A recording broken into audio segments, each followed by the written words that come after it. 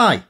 Many years ago, I was a keen player and referee of the Star Wars role-playing game as produced by West End Games. Now, if you know anything about West End Games, you'll know that they got into some financial difficulties that resulted in them losing the license to produce the Star Wars role-playing game. But before they did this, they were able to produce quite a lot of source books. In fact, some of those source books were then given to writers of the expanded universe, and this is one of them. This is the Rebel Alliance source book, obviously, and in this there are details for weapons, vehicles and spaceships as used by the Rebel Alliance, many of which were in fact original creations by West End Games to fill in gaps in the Star Wars universe.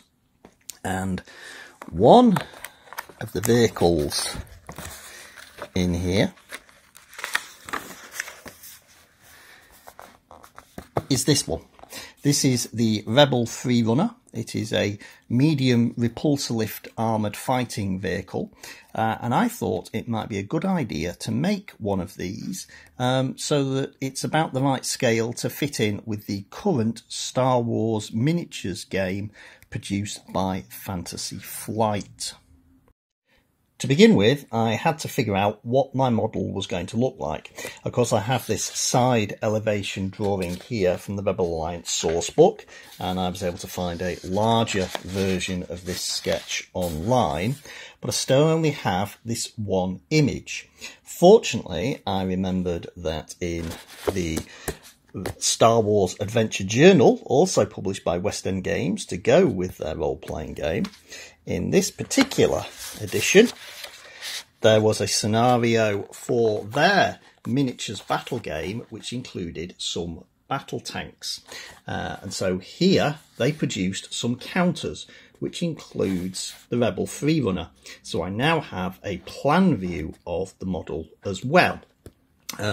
There have been a few other images published over the years, I believe for various card games and perhaps some video games, but they're just not detailed enough for my purposes. So I'll be making use of these two sketches for my model design.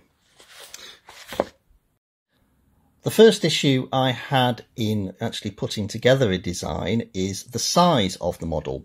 The statistics given in the rulebook here say that it is 14.6 meters long. Now, at the scale used by Fantasy Flight for Star Wars Legion, that would mean the model would in fact be a bit bigger than this drawing here. It'd be over 30 centimeters long. And that's a bit big really for the Star Wars Legion miniatures game. However, there's another vehicle in here, the Rebel Speeder Truck, which is listed as being 21.4 meters long, and Fantasy Flight Games did in fact convert this vehicle to Star Wars Legion. And here it is. As you can see, they've scaled this down. This is a 175mm base. So this model is a little over 200mm long. And I thought, well, if they're scaling down the speeder truck, I can scale down the Freerunner. And so I did an initial sketch doing just that, scaling it down by the same proportion as this model has been scaled down. And I came up with this, but I immediately ran into a problem here because the size of this, while it may be okay in comparison to the speeder truck model, isn't so great when you compare it to one of the miniatures. It's just too small. So I decided I would increase the size of the model roughly to about the same size as this speeder truck. And I did a second drawing. So this is my elevation, which as you can see is far more sensible compared to one of the figures for Star Wars Legion. And I also produced a plan drawing of it at the same scale. Now that I was happy with the size of the plans, I moved on to this simple card and paper prototype so that I could get the feel for what it'd be like in 3 dimensions. And if I just bring in the speeder truck model again, you can see that the length is about the same, but it lacks the sheer bulk of the transport. And I decided that this was about right. And so I abandoned the card and paper materials and I moved on to making this basic chassis out of plasticard. And you can see that I've already filled in some of the gaps with some green stuff. I had to use a lot of 0.5mm thick plasticard on this model, far more than I would on most. And that is down to all of the curves that are on it. This upper hull plate here is 1mm thick, and then inside there are a couple of ribs made out of some 2mm thick plasticard, but then the shell is largely 0.5mm thick, bent into the appropriate curved shapes. And so now that I have this basic hull that is about the right size that I want, I can proceed with detailing the model. The details that I'm starting out with are all the basic hull panels along the length of the vehicle's body. And to create these, what I've done is I have simply marked out along the side in pencil quite heavily where each panel begins and ends. And that means that I can lay some 1/4mm thick plasticard over it and create the individual pieces that need to be cut out and then glue them over, as I have already done on this side of the vehicle. Having put all of the panels onto both sides of the model now, I've also added some of the smaller detail pieces, and these are just tiny bits of plasticard, or in a couple of cases I've got some washers and some small pieces of ribbon cable glued to them. I've also done the panelling on the forward turret mount and detailed the cockpit. Again, this is just done with some thin plasticard. I used 0.5mm thick for marking out the cockpit details, and some various thicknesses to build the details to the rear of the cockpit module itself. Finally, I've added this Rebel Alliance detail to the front, and this is just cut from some 0.5mm thick plasticard again. So now with those sort of basic pattern details done, I'm ready to move on to the more sort of technical parts of the model. I'm beginning the more technical parts of the detailing with this section here underneath the hull, which obviously is the repulsorlift drive system that would keep the vehicle aloft and propel it. And unfortunately, this is the only reference I have for what it looks like.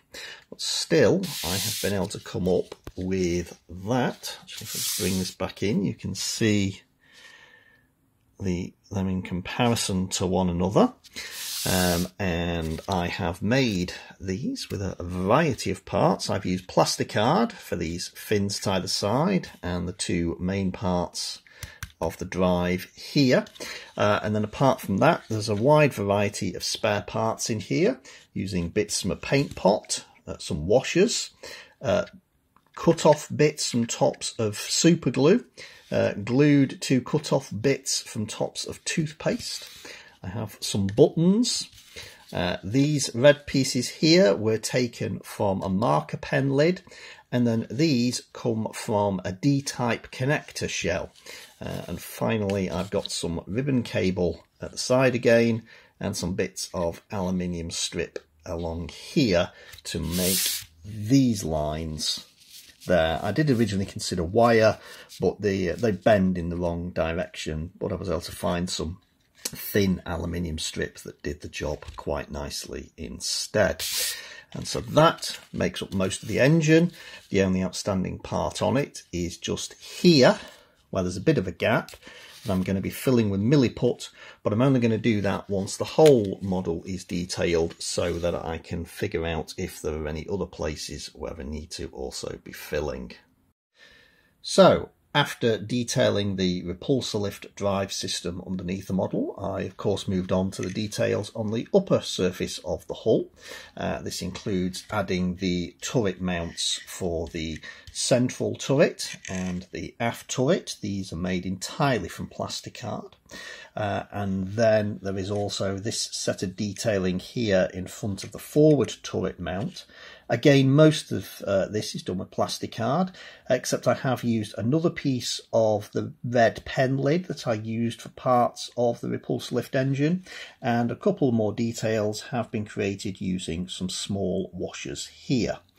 One thing I've added, which is completely my own, is this sort of grille here on what would otherwise have been a totally featureless surface. Of course, on a side elevation and a plan view, you can't see that, so I just decided to add something myself. Now, though, I'm just left with having to add the weapons to the model. So here we have the Freerunner with its weapons built and attached, and I have got 2 anti-infantry batteries for an aft and a twin-linked anti-vehicle battery up here at the top. These are all built from a mix of plasticard and various spare parts that I had lying around. In the case of the anti-infantry batteries, I've used a bit of plastic tubing for the main body, decorated with plasticard. Then the main barrel comes from a very old super glue gel dispenser, and the dish assembly here is a disc of plasticard that has been glued onto the section of a ping pong ball. All of that's mounted on a piece taken from a felt tip pen. In the case of the anti-vehicle battery, I've taken a bit of artistic license, because if I bring in the original drawing, you'll see it's got a very tapered barrel, and in fact on the plan view this shows up as a single barreled weapon, whereas the rules said it should be a twin linked weapon. So I've added the extra barrel, and I've also decided to change the shape a bit, because I didn't like the way it looked too much like a Star Trek phaser to me, really. Whereas I thought this looked a bit more Star Wars style. And again, I've used some bits of plastic tubing for the main body, and into those I've inserted these. These are the lids from the polystyrene cement that I currently use, and I thought they did very nicely as gun barrels with a slightly wider muzzle at the end. There were more decorations of plasticard to build out most of the shape of the body that was shown in the original sketch, and I've decided to maintain, as well as the gun shield. And then this is mounted on a stand that is built from a section of the lid of a felt tip pen and another of the buttons that I used under here for the repulsor lift engine. There is still one thing missing from this model though, and that is a base. And this is the base I will be using with the model. It is a 175mm by 100mm vehicle base. It is not an original Star Wars Legion base. Those would be very difficult to get hold of, separate from the kits. So instead I turned to eBay, where there were a large number of alternatives being offered. Though, like many of them, this one is actually very flat. The base was 2mm, you can see just here, whereas Star Wars Legion bases are a lot deeper than that. So what I've done is I've just added some plasticard around the edge to build up the depth a bit, and at the same time this has given me a hollowed section underneath that I've been able to glue in this piece of coat hanger wire, which will serve to support the model. And here is the model mounted on its base, as you can see, hovering above the ground on its repulsor lift field. And so now all I have to do is paint it. But here we have the finished, painted and based Rebel Freerunner.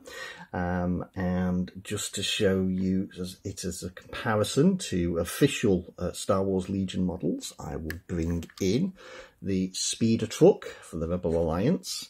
and also an Imperial ground assault tank, so that you can see how it would blend in with these if you were to be using it in, I suppose it would have to be a rather informal game of Star Wars Legion with homebrew rules. Anyway, I hope you've enjoyed this look at the Rebel Freerunner at Star Wars Legion scale, or at least approximately Star Wars Legion scale, and thanks for watching. Bye.